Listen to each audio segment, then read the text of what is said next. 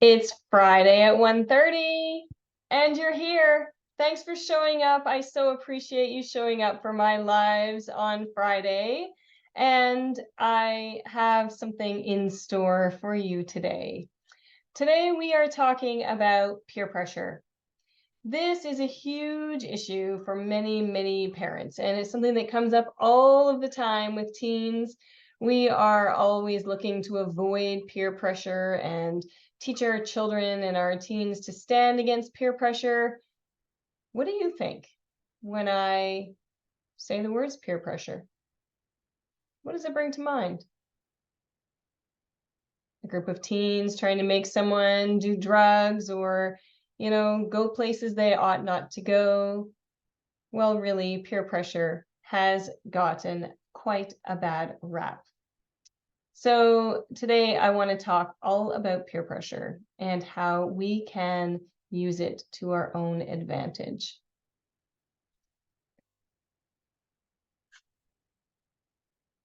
If I can zoom a little bit.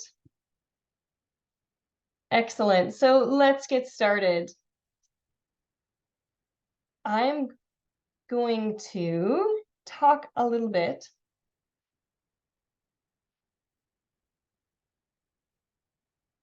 First of all, I want to start with the statistics. So we all know that peer pressure can be a good thing, right? So we talk about how we have to make sure we have good friends, that we become like the people we hang around with. We tell our children these things all of the time. So it's really important for us to recognize how we can use peer pressure to our advantage. So I use peer pressure all of the time in my classes, and I'm not talking about kind of a nagging, harassing type of peer pressure. I'm talking about peer pressure used to its best advantage. And so the way peer pressure is best used is in a group of like-minded peers who are all trying to learn and grow, and with a mentor who is helping them to guide them and teach them how to reach their own goals and dreams and become more effective in their daily habits. So let's just talk about some of the statistics, because that's where I wanted to start today. 54% of people who know what they need to do and decide in their heart that they're going to do it fail. That's kind of sad. But let me ask you, how many times have you thought, oh, I know I need to fill in the blank, exercise every day, eat more fruits and vegetables, drink more water, be kinder, not lose my temper, all of those things, right? How many times have you chosen one of those things and said, I'm going to be better. I'm not going to do this anymore. Or even better, if you set a specific goal and you said, I'm going to exercise 4 times this week. If I'm honest, most of the time I have set those goals for myself, just in my own heart, I have failed. I think the stats are reasonable, at least for me. Are they reasonable for you? I think that seems reasonable. So the good news is, if you tell somebody you're going to do it, 65% of the time you will do it. Wow, that sounds pretty good. 65% of the time. Well, that's not much more, really, because 54% of the time you would have failed before. So that's like 46% of the time you would have succeeded anyways, even if you didn't tell anyone. So what's that, 19%? My math is on today. 19% of an increase. Okay, well, 19%, I'd take a 19% raise, or, 19% is not bad. That's pretty good, just by telling someone else, committing yourself to someone else that you're going to do something. Okay, but what if you really want to succeed? What do you have to do to really succeed? And I don't know whether you'll be surprised or not, but probably not, because you've probably heard this. You've probably seen the videos for people selling business training or fitness accountability or life life coaching. You've seen them all, right? But the truth is, it works. 95% of the time, if you have someone that you are accountable to, that you know on a certain day they're going to check up with you, you make sure you do it. 95% of the time. I'd say that's pretty successful odds. So that's pretty good. Why does it work at all? And the reason it works is because we were built for relationships. God built us to be in relationships with other people, not to do it on our own. And when we are accountable to other people, then we actually do something. So you can think of all the times in the Bible where it says one another. So encourage one another, bear each other's burdens.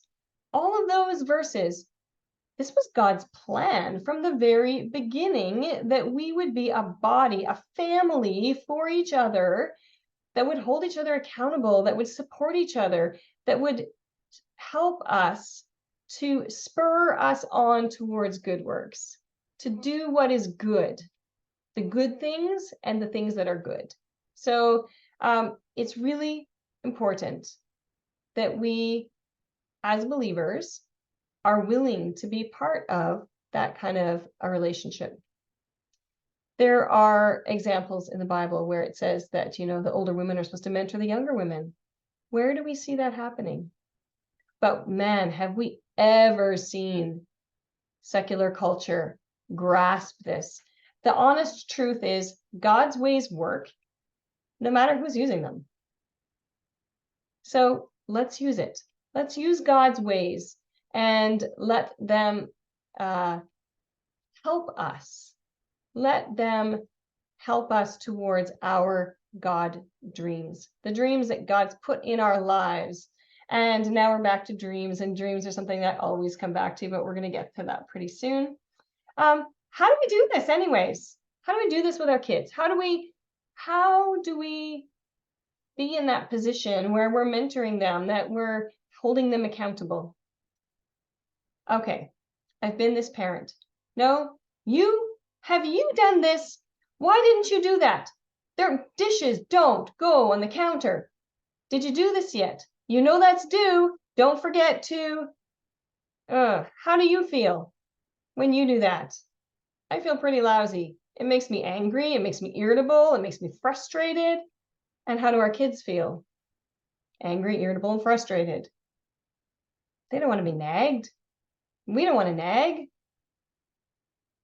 That's not what we want at all. That's not accountability. Accountability comes in self-control situations, not in other control situations. So we want self-motivation, not other motivation for our students. We don't want to be the ones who are motivating. We don't want someone else motivating. As a mentor, as many of your students' teacher, I don't want to be the motivation for your students.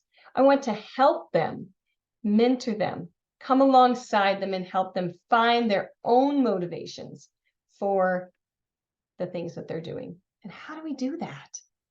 Let me tell you how I do that. Anyways, I don't know how you can do that, but you certainly can try my ways, because it does work for me and it is working in my classes. And I am seeing astounding results with students who are following this pattern. So first of all, our students have to dream. If they don't have something they're looking forward to, none of it matters anyway. Doesn't really matter. Have you seen people who've lost hope? They have no hope for life. What do? They sit on the couch, sleep, watch TV, eat a little bit. No motivation to eat healthy, no motivation to exercise, no motivation to take care of themselves, no motivation really for anything.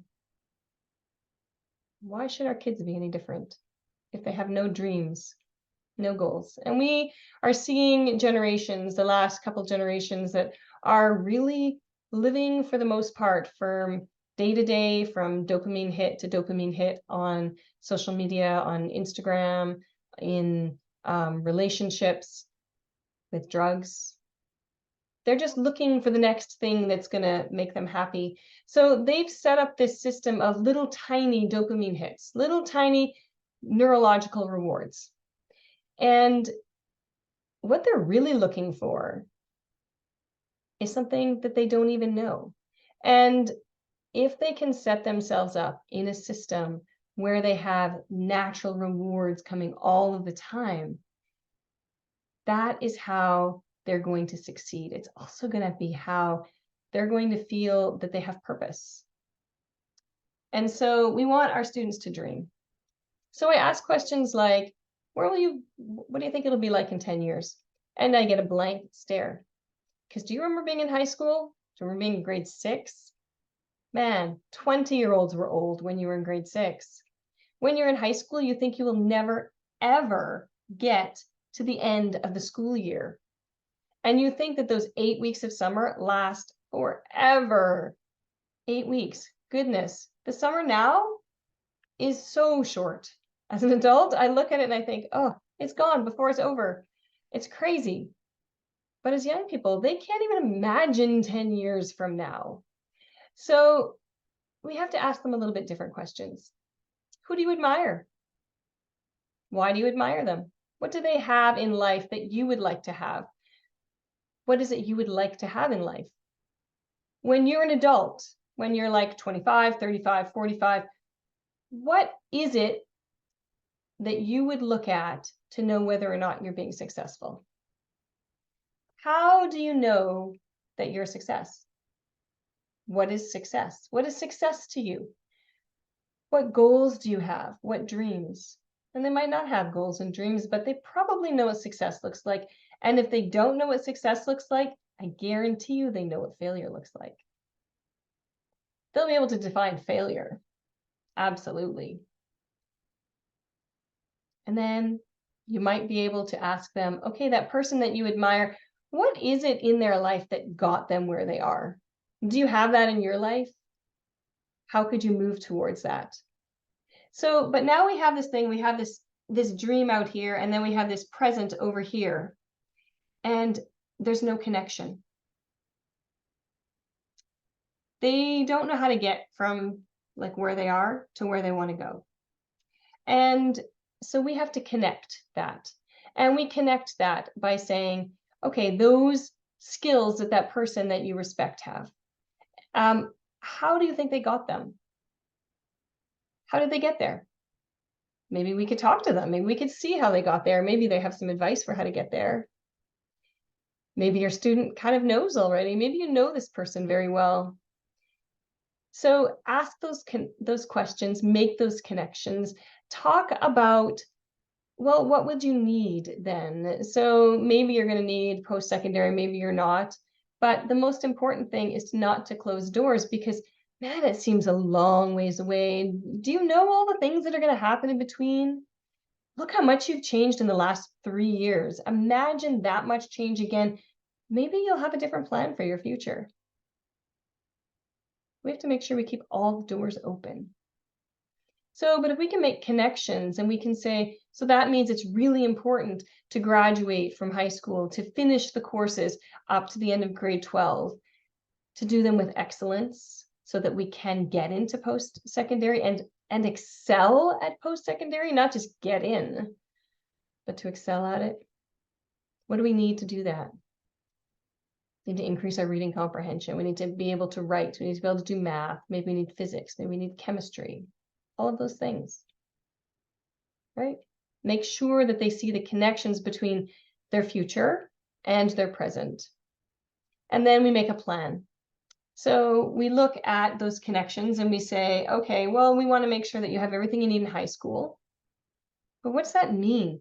If you want to graduate, what's your goal? Like when you finish high school, what grade do you want? Do you want to get scholarships, or do you just want to pass? What's an acceptable grade? What's an acceptable outcome for high school? What skills do you want to know by the end of high school? What things are important for you to learn by the end of high school? Make a list, figure it out, start attacking it. Get on top of those things, make a plan. I should say, Have your student make a plan, especially if they're in high school. Especially if they're in high school. Change the environment. What? What's wrong with the environment? I'm doing just fine. My homeschool is just fine. My kids are in a good school. What do you mean change the environment? I am not saying there's anything wrong with your homeschool. I'm not saying there's anything wrong with the school that they're going to. That's not what I mean at all. I just mean that it's so important for young people to have a peer environment where they are being challenged and where there are peers that are going to hold them accountable. Because that is how our students succeed. Remember those stats? 95% of people succeed if they have people who they're accountable to. So, peers. Why are we talking about peers again? Like, really? Maybe you homeschool. You know the value of socialization. You know that it's so important who your student is spending time with. That's why you don't have them in a school, maybe. Maybe that's one of the reasons that you homeschool. And you know it's important to have an outlet for them, a place where they can make friends and find supports. You know that's important. So peers become more and more important. And why? You know, why is family not enough? Why can our family not just be enough? The big reason? God made us that way. He made us to grow up. He made us to leave our mother and our father and go and move on, to go out into the world and to change and to grow, to become independent. And so our young people are going to become more and more independent. This isn't something that just happens the day they turn 18 or 20 or 25. This is something that happens over the course of their time. And by the time they're 11, 12, they are well on the way of recognizing that their peers are very important to them. Very, very important. And you've probably seen it. And it scares you to death, maybe. Scares me, I know. It's scary. So what can we do? We can do our very, very best to have our kids in a peer group that is actually making a difference in our kids' life for the positive. We want positive peer pressure. And I'm not talking about just picking a Christian group. You know what? I'm sorry. Christian groups are not necessarily positive peer pressure. Anyone is there.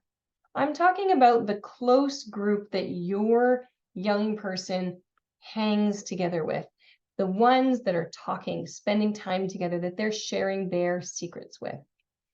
That group is the one that you want to say, "What did you just say?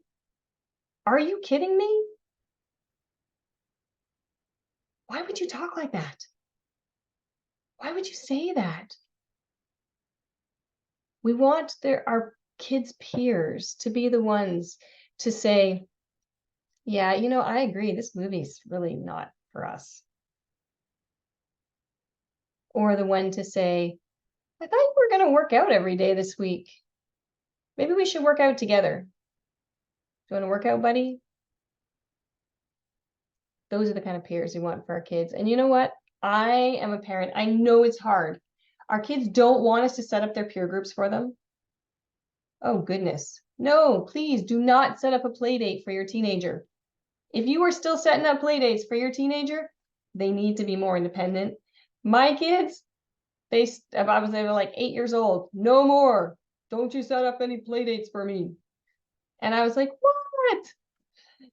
I'm just inviting my friends over and they happen to have kids your age." So, you know, it's just our kids grow up so fast and it terrifies us. It terrifies us.